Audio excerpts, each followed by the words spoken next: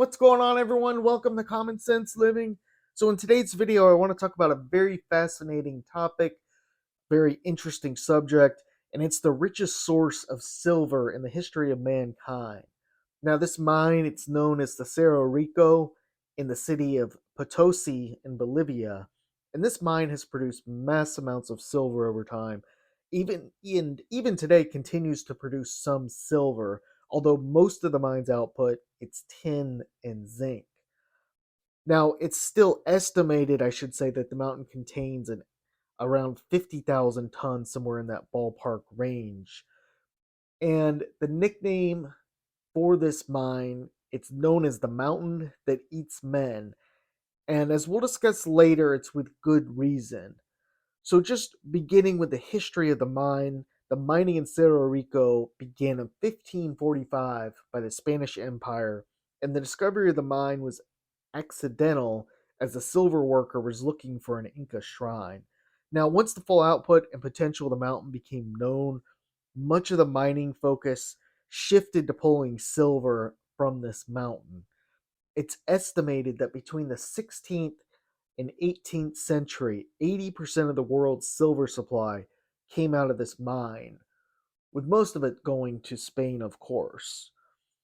Now, as interesting as the story of Cerro Rico is, it should be said that the mine is also a bit of a story of sadness. It's estimated that around 8 million people have died from working in the mines.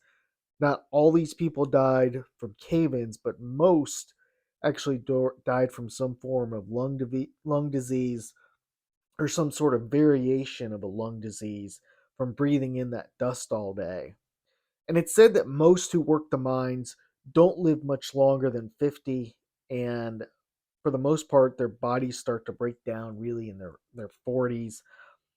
And although the conditions have gotten better today, they certainly were not good 16th through 18th century, where it was all slaves working the mines. And today, a lot of the people who are working those mines are the descendants of those slaves. It's said the mountain itself, it's lost over about 13 feet in height as a direct result of all the mining that's gone on. And sadly, today, Potosi, the city which the mountain and the mines sit in, it's a poor city. But interestingly, this doesn't reflect the fact that centuries ago, Potosi was extremely wealthy, 15th, 16th century, and a lot of people even compare it and rival it to London and Madrid. There's still a lot of beautiful architecture and many monuments around the city that reflect the city's glory days. So the mountain certainly looks like a shell of itself with many tunnels and much damage from centuries of mining and ignoring the environmental effects of what would happen. But for me, the one takeaway from all this is that the Spanish knew what real money is.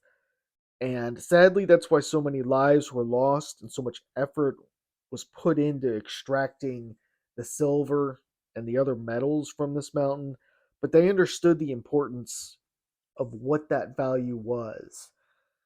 Thanks for watching. Let me know any comments, any feedback you have. Comment, like, subscribe. Thanks a lot.